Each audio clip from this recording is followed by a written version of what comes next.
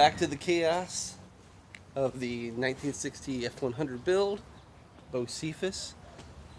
Really, which one is BOSEPHUS? I think that one's BOSEPHUS. The person I bought this from told me this one was Elmer. Sorry, Elmer. You had to give yourself to the greater good. Just continuing to tear things apart. So most of my time has been spent on this cab, getting all the components out. There's lots of good bits in here that I need. But you can clearly see why I'm not going to use this cab. Boing, boing. Been chiseling away at the steering like an archaeological dig here. I got the pitman arm off. I'm getting ready to unhook the linkages and get the steering column out. I'm also preparing myself for the big window transfer at some point here. I've got a game plan. Should work. There's lots of things to keep me busy here. I'm also doing a bathroom remodel at the same time. But yeah, here's what I've been up to. Starting this little adventure. So this is my good bed. And it's had some pieces plasma cut it out, which is a bummer. But here's the donor bed I just picked up. And literally the only thing I'm using out of this entire bed are these little donor panels that I'm going to weld on. Also, actually that's not true. This one has a license plate light that I'm stealing as well. Because mine is missing. It's 115 degrees out. Let's do this.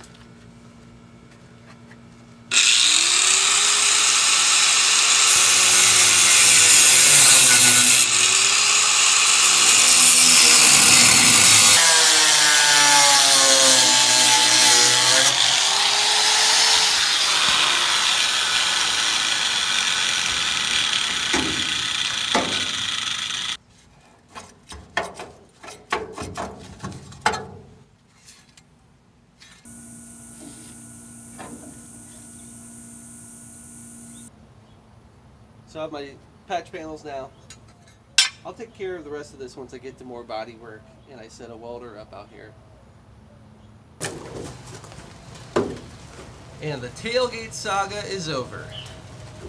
Wow, it's starting to rain. I can't remember the last time it rained. Anyway, do you remember the tailgate I got with the red truck was for a step side, so it's too narrow. So that didn't work. And then the one that came with the New Mexico truck, Elmer, that's this one. It's all rusted out. It's really bad. So this is just going to be a wall hanger. But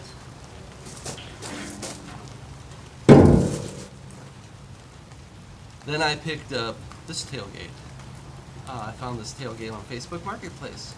It was attached to a bed, which was apparently attached to a frame, which apparently was attached to a rear end. It didn't work out so well. Roll the clip!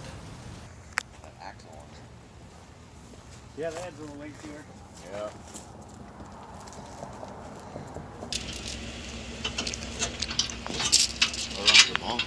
I was thinking that I'd still want to pop off and smack somebody.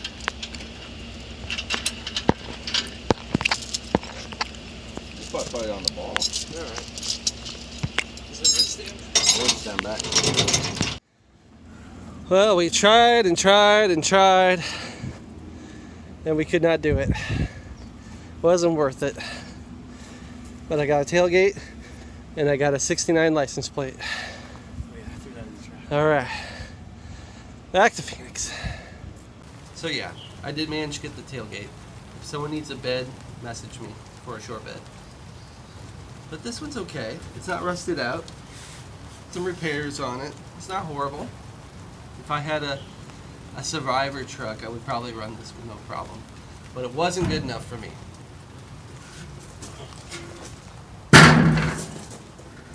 Da-da-da! Look at this tailgate. I mean, it's not perfect. It's got a couple little bumps here and there. And they added some gate hinge hardware on the back. But overall, it's really nice. Definitely nice enough for me. So, this one's a keeper.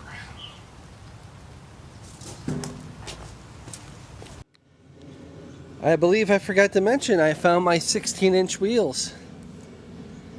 I found the first 4 from a fellow in Iowa who was super cool, packed them up, and they got here.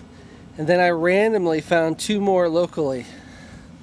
So I think these are going to be the main wheels I'm going to run. I have the 15s, which I might save for another tire, but these are going to get the vintage truck tires. I've also been slowly tearing apart this donor truck front clip, and it is so difficult to do because every bolt on this is rusted, so it's a slow process. But I think that grill is going to become a wall hanger. Obviously all the good sheet metal is on that truck. All that sheet metal is going to go onto that frame. The reason I want to use this frame is that the serial number and the VIN tag match. So if I want to build a matching number V8 truck, I need this frame. This motor, not so much. I'll find another one. I had originally thought this motor was stock motor, but I should have known better because of these blue valve covers. I think they went blue after 1960. 1960 was red and whatever. But looking at the date code, you can see right there, C2AE, that is for a 1962 through 1964 model. And the 1959-1960 motor was a B9AE. So if I can find one of those, just to be 100% correct on this truck, that's what I'm going for. I will be keeping the 3 on the tree transmission. I had to show off the rear suspension of Elmer here. There's a lot going on. I'm trying to figure out the suspension. It's got an overload spring, it has some spring stops, and then they added a coil. I'm trying to figure out if this is like an option or from a later model, because it doesn't match my other F100. As you can see, the leaf spring setup is much simpler on the BOSEPHUS truck here. I'll be pretty much putting this entire rear suspension on the other truck. I won't be using that rear end because that's set up for an inline 6. This is the driver's side door of the good cab, and you can see there's a little bit of body work I'm going to have to do, but it's not horrible. And these doors, as I mentioned, are all fiberglass on the bottom. See if I can get a good view of it. So believe it or not, the doors on the New Mexico truck, even though the cab is horribly rusted out, are better. These doors have some issues too, but they're solid,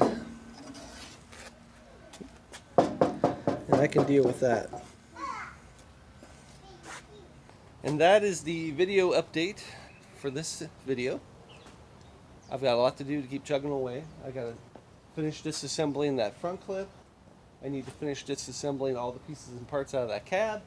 I need to get ready to transfer the window. I need to set up a welder out here. I want to get that truck down to the frame, and then I can start doing body work on this truck, which I don't think is going to happen for a little while. So lots to do. See you next time.